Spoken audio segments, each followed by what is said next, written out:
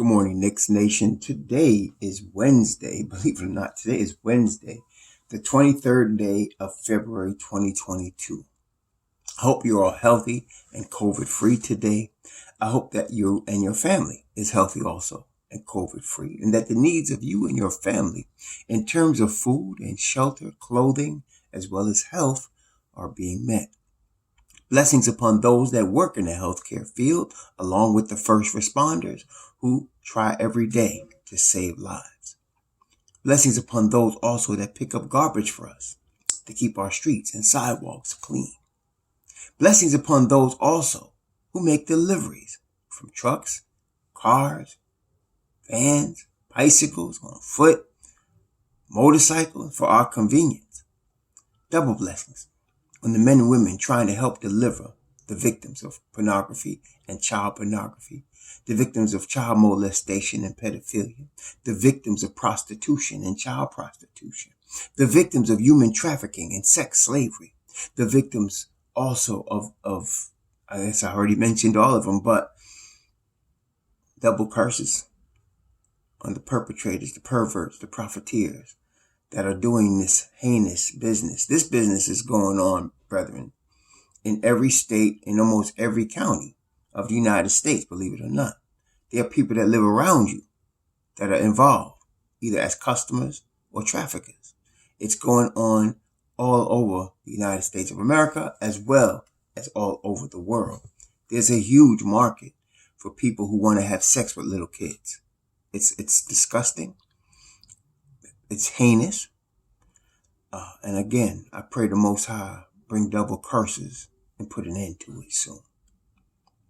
Finally, blessings upon those that are homeless. There are almost 600,000 men, women, and most importantly, children on the streets of the United States of America, and millions around the world in similar or worse conditions, and blessings upon them, for theirs is the kingdom. So this video is a draft preview, an overall look at the upcoming draft. Every year, people who support any team, and especially Knicks Nation, get really excited about the draft. And I can understand it because the possibility is there to get a game-changing player, a player that can change the fortune of your franchise. A Luka Doncic, a John Morant, a player that could, vault you into championship contention on very short order. And because of that possibility, the draft is almost like, it's a lottery, call it a lottery. And so you could win it, if you get the right player. But in the day and age in which we live, like back in the day, almost 20 years ago, let's say, draft scouting on a worldwide basis was not as strong as it is right now. Right now, it's pretty hard for a player to sneak up on anybody. It's very difficult because people are really out there. There's all types of media that are watching scouting, measuring kids from the time they're fifth grade. So it's hard. And oftentimes what I find in this age is people look at kids early, but don't understand that sometimes a kid's development stops. Sometimes a kid's a late bloomer, right? And they become really good later than earlier. I have a brother who, when he was in 8th grade, he averaged 44 points a game in middle school. And he was a legend, he was my younger brother, and everybody was expecting him to be the big deal. At the time, he was 6'1", and he looked like a grown man already playing with boys. His body, his strength, his athletic ability. But by the time he was 15 in 10th grade, he was exactly the same size. And all of the kids that he was dominating in middle school were now his size or bigger, right? And so he didn't average 44 a game. He was still pretty good, but his development stopped. He grew quick. And that happens a lot, a lot of people. And then there's those like an Anthony Davis or an Obi Toppin that have a growth spurt, a late growth spurt. And all of a sudden they go from maybe 6'1", they go to 6'6", and then all of a sudden they might be 7 feet or 6'11", and then their skills go with them, But that's rare. But it does happen, obviously, because it happened with Anthony Davis, it happened with Obi.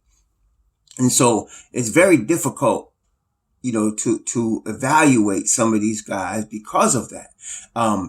You got to look and see if there's any upside left, or you believe it, or maybe they have reached their ceiling and you're seeing what you get. And especially now this year, there are a lot of players that are 18 and 19 years old. Then you got players, of course, always that are going to be in that 22, 23 range, so older players. And so to me, if at this time, with the way things are going, I like to see these guys that are around 2021.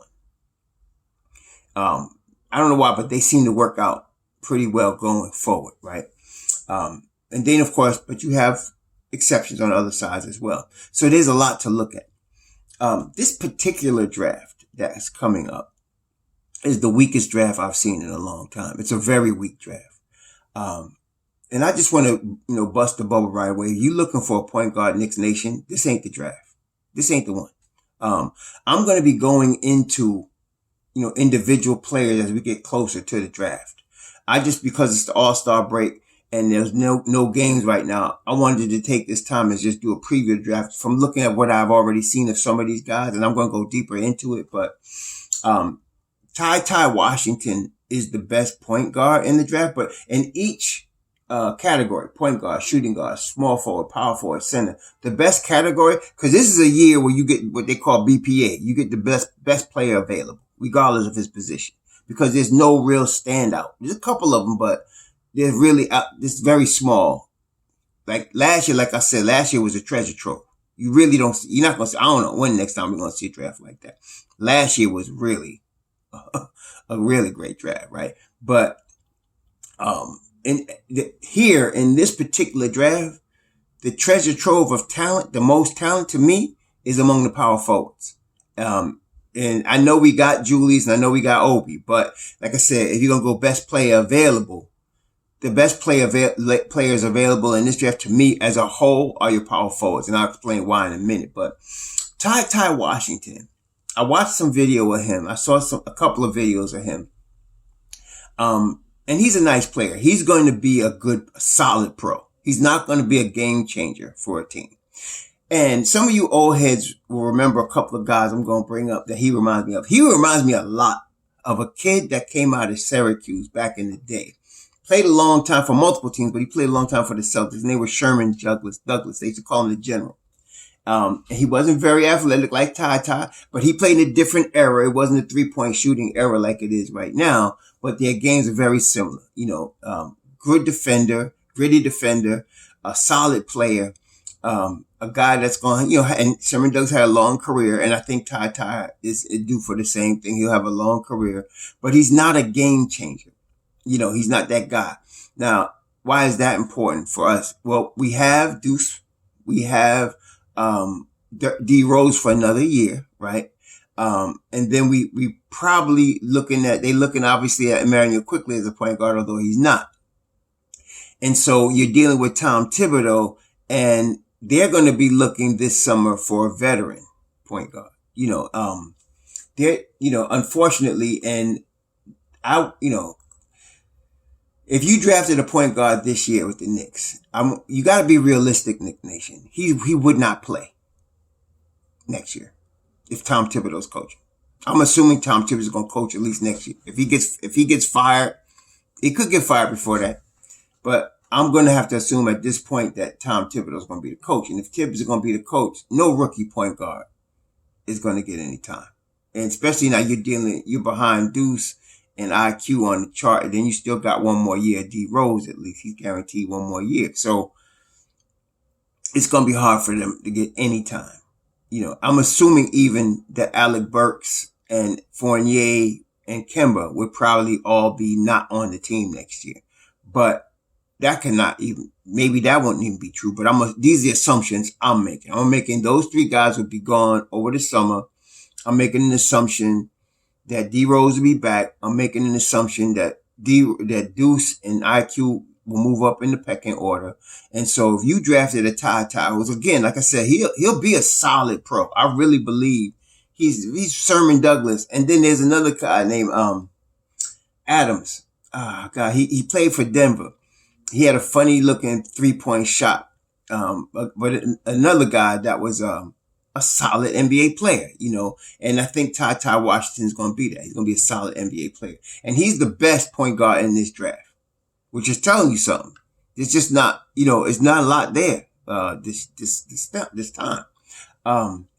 But I think what'll probably happen, I'm hoping that they give Deuce, a solid 15 games, 20 games to play some serious minutes this year. Because if they do that, I don't believe he loses the spot anymore. If they give him 15 games, especially if he starts 15 games, I don't believe he gives up the spot. I believe it becomes his, at that point. So you're looking at, of course, they're looking at Jalen Brunson. But I'm not going to count those chickens until they hatch, but they're going to be going after Jalen Brunson. They're going to be looking. There's a lot of point guard. They may go after Colin Sexton. He's going to be available. They may have to go after him. And so there's a couple of guys that are going to be available this summer. Not a lot, but a couple of them that could be on the Knicks radar. And again, those two are just two pretty good names that I just mentioned in terms of Colin Sexton and Jalen Brunson. And I got another sleeper one that's out there that I don't think many people are seeing, and he's another solid point guard, and he's pretty young. That's Aaron Holiday. Aaron Holiday is another guy. He's young. He's going to be available.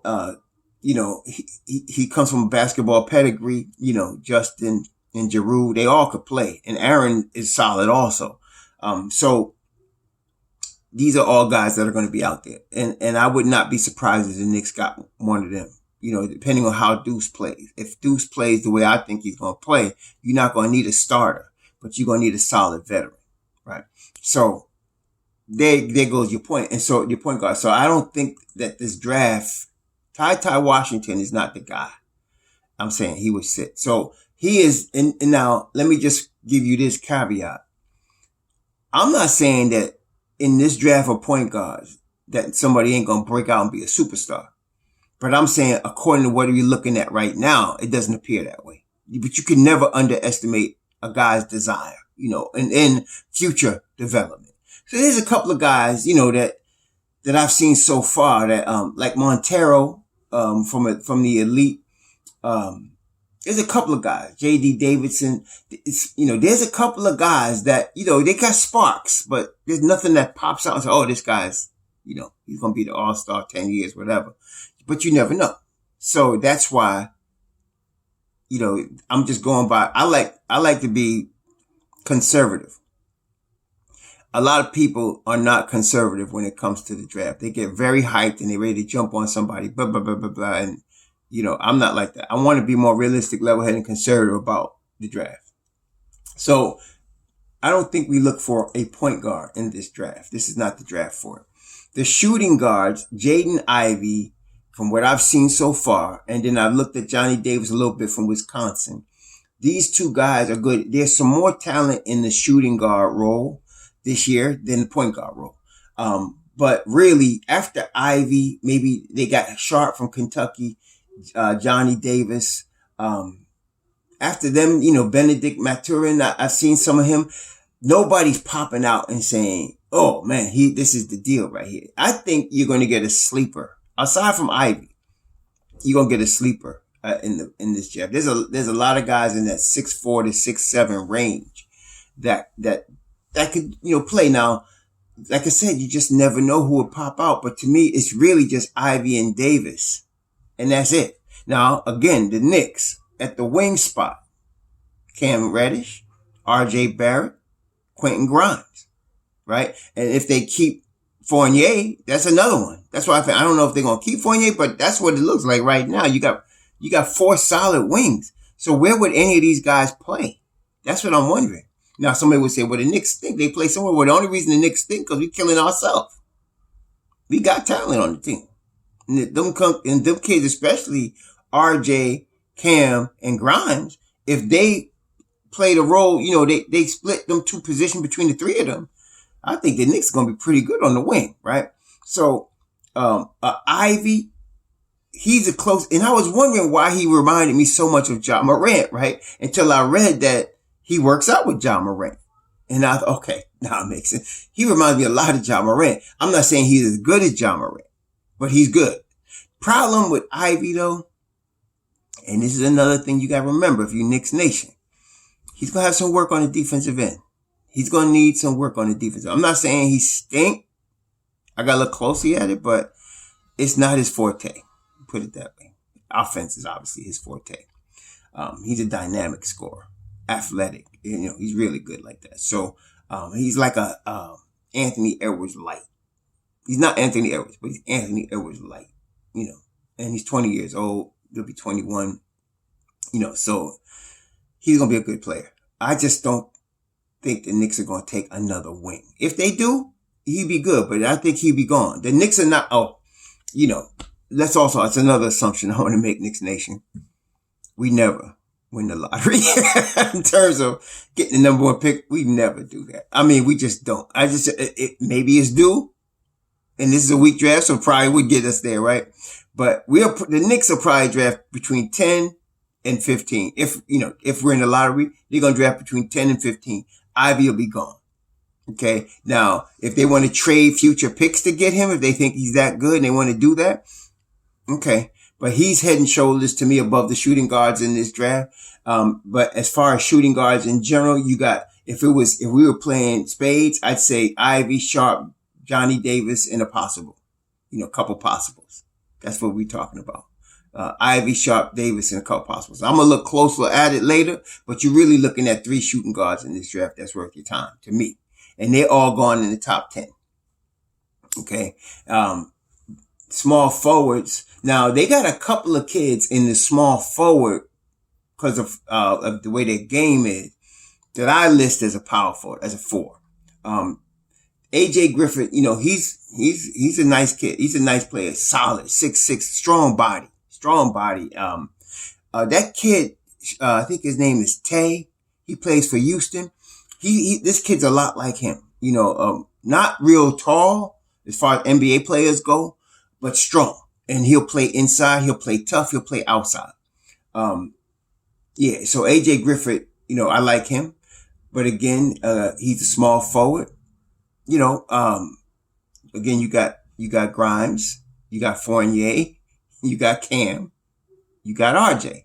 So again, maybe, if you get fortunate to draft him, I think a kid like this, you got to take him if he's there. You got to take him. You just take him and see again, we're looking at best player available. If he's available when the Knicks pick, they'll take him. I don't think he's going to be there though. He'll be gone. But they got a couple of kids, Jovic, which is Nikola, which says a lot like the Joker, right? But this kid could shoot the rock, 6'10", and they have him listed as a small forward. And then you have Patrick Baldwin from Milwaukee, another guy, 6'10", and they listed as small forward. But I like these guys as stretch forwards, both of them. Even though they're listed as small forwards, I like both of them as stretch forward. And that's what gets me back to what I'm saying. The 4 spot, there's a lot out here in the 4 spot. So aside from those two, Griffith is really there's a lot of good players at the small forward spot this year. Good players.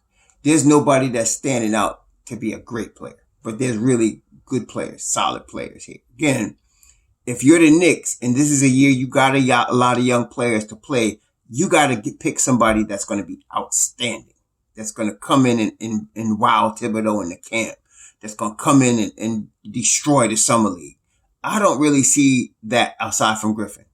Okay. But again, you never know, but I'm just being conservative right now. When we go to look further into it deeper, later on, when it's time for the draft, probably May and June, we'll get more information. But right now it looks like Griffin is the really only guy at that small forward spot that the Knicks, if they got opportunity to draft him, they should do it.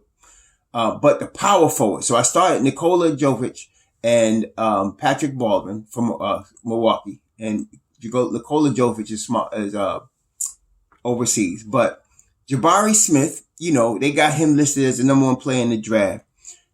I can understand it. I really could, because he's 6'10", nice size. He is definitely can shoot the rock. Beautiful stroke on his jump shot. And he get it off at 6'10". What happens is you get great players, and then you have players that follow the great players, and people look for hints of that great player. For example, this kid shoots the ball from deep with the length and I don't know, he looked like he have a 7-foot wingspan. He remind you of Kevin Durant when he does that. I'm not saying he's going to play like Kevin Durant, but because of that, he's going to get a lot of people looking at him because he could shoot the rock. He could get that shot off over anybody from deep, right? His defense is good as well. He's not great, but he's got all the tools and the desire. That's important to be really good two-way player. That's why I can understand him being a number one overall pick. And he's only going to be 19, so he's not even 19 yet. So he'd be a prize, and you can play him at stretch 4. That's him, period. He can do that. Not as athletic as Obi, but shoots the ball better. Okay, at this stage, for sure. So that's that. Then Banchero from Duke, another solid 19, big 250 pounds, 6'10". But a kid like that, you worry about getting, the fat gene, but later on, but right now, nice player. I like Keegan Murray a lot from Iowa. I like him. 6'8", he's 21, he'll be 22. He's a little in the old side, but obviously could score. He can score, he can rebound. He's got good size. He's not tremendously tall at 6'8", but he's very versatile, handles the ball, does everything. I like him. But the guy that I think at this stage now, like I said, I'm going to do the number one guy for the Knicks to me, as far as the best player available in this draft for us at the area we're going to pick, which would be between 10 and 15, is this next kid, Tari Eason, out of LSU. He's 6'8". He's going to be 21. He's 20 years old. He plays both ends of the basketball. Right now, he plays both ends of the floor. Does it all. Rebounding, shooting, block shots, steals. Plays both ends of the floor. Plays both ends hard. That's a Tom Thibodeau player. Okay? He's a Tom Thibodeau guy. And so if you're going to draft the best player available at the position you're going to be at, which again, I'm not looking at the Knicks being in the top 10. If they're in the top 10, then your Jabari Smith's available, your AJ Griffith's available, if you're in the top 10. But we're never, we got RJ at 3. That's the best, I think, draft position we had in the last 10 years, So, and I don't think the Knicks are going to be that bad to be able to get a top 5 player. I don't think they're going to be bad enough to do that. So you're going to get 10 to 15. And in that range, again, I'm being conservative. I don't want to set myself up for failure here. So that's why, but Tari Eason, I like this boy. I like him. I like him a lot. So that's the guy that's got my eye right now. And I'm going to keep an eye on him, as we go forward. But at the 4th spot, Jabari, I mentioned again, Jokic, who they got listed as a small forward, Jokic. And then there's Patrick Baldwin from Milwaukee. Then you got Jabari Smith, Paolo Banchero, Keegan Murray, Tari Eason. I like E.J. Liddell from Ohio State, strong body. There was a guy, he played for the Nets. He made his career when Kenny Atkinson was coaching the Knicks. I think he was the starting 3. Didn't shoot that well, but strong body, strong defender. Oh, what was this guy's name? I'm going to find him right now. Strong body, strong defender. And I think he's still in the league. He just, he's not on the Nets no more. When they got Kyrie, and I know he played on Toronto. What is this cat's name, man? Rondé Hollis Jefferson. Yeah, out of Arizona. This guy, reminds me of like a stronger, and then also, Stanley Johnson out of Arizona. Both of those kids come out of Arizona. But Stanley Johnson also, 6'7", strong body, a little undersized to really play a 4 spot, even though they have him listed as a 4. He'd have to really make sure his jump is tight And but I like him. I like the overall aura of him, as a player. And he shot 39% from three, so he that's why he probably could stick. But I like him. Like I said, there's a lot of good fours out here. So I named, let's see, there's Jokic. There's I'm saying his name wrong. I say Jovic. I don't know if it's Jokic or Jovic. I think it's Jovic. Jovic, Baldwin, um, Jabari Smith, Banchero, Keegan Murray, Tari Eason, EJ Liddell. There's 7 good power forwards in this draft. This, to me, last year's draft was wing heavy and point guard. This year's draft is 4 heavy. You got some really good fours out there this time. All the way down into the end of the first round and even into the second round, you could get a good 4. I like my fours to be 6'8". I like them to be 6'10". If I can get them 6'9", 6'10". And this day and age, of course, you want them to shoot. Now, Obi, again, I think Obi's going to develop a jump shot. I think his jump shot is broken right now, but I think if he was to not worry about getting time, because he has not been getting good time, and he knew that he was getting 20 minutes every game, and he could just focus on getting better as a jumper shooter, I think he would be a better shooter. Because we've seen games where he's hit shots. Of course, we've seen games where he's bricked up, but he's hit shots too. So I'm happy with Obi, and I think Obi's going to be a star overall. I really do. But best player available. We're just going best player available. To me, you got 7 good power forwards in this draft, that you can get. Guys that can shoot. And then again, in Eason's case, he definitely plays both ends of the floor. Of course, the top dog at the number 4 spot is Jabari Smith. He does remind me a lot of the kid Zaire Williams that Memphis got out of Stanford last year. And Zaire Williams is going to be good. I just didn't think Zaire Williams would be this good this quick because he's so skinny. But Zaire Williams got on the right team that plays their youngins, and so he's doing good. But also, to be fair, there's a guy that got hurt that opened the door for Zaire Williams as well. So the power forward spot to me is the one where you got the riches, and the richness of this draft is in the power forward spot. Now, of course, in the 5 spot, Chet Holmgren from Gonzaga. He's a skilled kid. The thing is about him, he's 7 foot, 195 pounds, man. I mean, I don't know. I mean, it reminds me of that kid Oklahoma City got, that skinny kid they got. Y'all know who I'm talking about, man. He comes from Europe, and I think that kid's going to be talented as well. I thought then, and I still think now, it's going to take him a few years because he is so skinny and they can't play him but so many minutes. What is this kid? Pokachevsky. Yeah, Pokachevsky. Alexei Pokachevsky.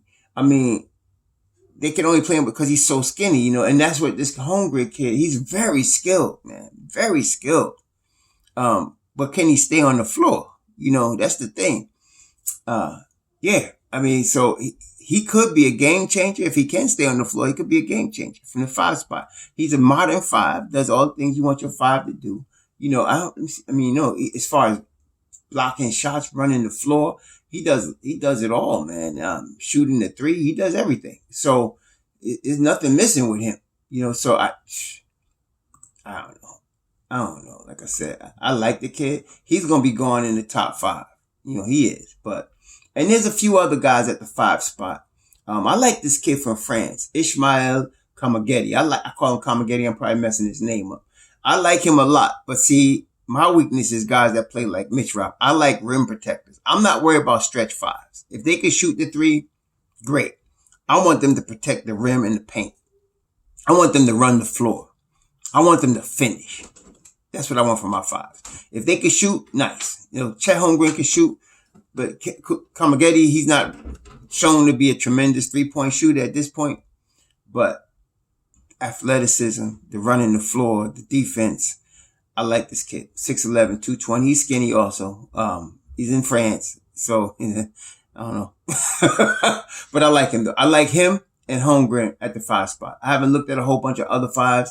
I did see some flashes of Kessler a little bit, Duran a little bit, Mark Williams. I've seen a little bit of them. Nothing popped out at me at this point. But Holmgren, Kamagedi out of France. And Kamagedi, they got him listed at 26. as far as the big board on Tankathon. So he could be had maybe even in the second round, like Mitch Rock, So I like them too, but we'll see. So right now, overall, point guard, I don't see anybody that I want to draft. Ty's solid, but I wouldn't draft him this year. Point guard. So I wouldn't look at point guards this year. Shooting guard, if Jaden Ivey fell in your hands, you got to get him. Okay. Other than that, Sharp, Johnny Davis, yeah, they're going to be pretty good too, but nobody's popping out and saying superstar. So we need that in order this year. We got enough players that we got to see what we got. If somebody's going to break in, we need somebody that got that potential to be the dominant one. At the small forward spot, AJ Griffin from Duke. You fit, got RJ, got Cam, get another Duke, you know what I'm saying? But yeah. And then at the fourth spot, Jovic, Patrick Baldwin, Jabari Smith, Banchero, Keegan Murray, EJ Liddell. But my top guy for where we're probably going to draft, Tari Eason. I like him. I like Tari Eason a lot. So if we get him, I know we got a solid player. And then at the 5 spot, Chet Holmgren, and I like the kid in France, Ishmael Kamagedi. I like him, I like him a lot. I like both of them. So I'll get more depth into all of these guys and others as we get closer to the draft. I like to focus, on two-way players with upside. And to me, is the most important thing, brethren, who the Knicks invite to work out. Who did the Knicks brass go to scout more than other players? That's where you really want to look. Like, that's why I was looking at last year. One of the reasons I chose those 2 guys that they ended up drafting is because I saw that they invited them in. They had dinner with them. They went and scouted them a lot. And so when I saw that, I said, okay, let's watch these 2 guys more closely. That would be Deuce and Grimes. Then I watched their games and I looked at film and I was like, okay, I like these 2 guys. And then the fact that they could get them late in the first round. You have to also remember the Don, and I call him the Don. Some of y'all get tripped up, get mad at somebody, and all of a sudden everybody in the Knicks stink. Anyway, he's still the Don to me because I've seen too many slick moves that he done made. And what he likes to do is get players cheap. He don't like to overpay, especially if we saw in the draft last year. And so if he's not in the top 10, he's going to make some moves, So we'll see what happens. But some of these guys, you could get them late in the first or even in the second. And I can see him doing that. So trading down, like he could maybe, trade down for Tari Eason, if you need to. He'd be worth it too. I like him. So that's what we're looking at. I like Tari Eason. He's number 1 on my board right now based on his ability, based on his upside, based on where realistically the Knicks are going to draft. 10 to 15 is where I see the Knicks coming in this year. Unless they do better than I expect, then they'll be lower. Or, unless they do worse, of course, they'll be higher. I don't think they'll be worse. I think they're going to be middling in the 43% winning percentage to 50% winning percentage, which means they can maybe crack 500, which means they would probably be in the 10 to 15 spot as far as picks. So all of these top 10 picks, they probably would not get them. But Tari Eason is definitely within their range, and he's definitely a Tom Thibodeau style player. So that's my number 1 guy right now. But we'll see, coming forward. It could change, but we'll see. We'll see going forward. All right. Meantime, here we go. I was thinking in my mind, I had a funny thought in my head. I do that one time. Like I said, like this. So the Don says, okay, Tom, let's get ready for the draft. And Tom says, draft? What's that?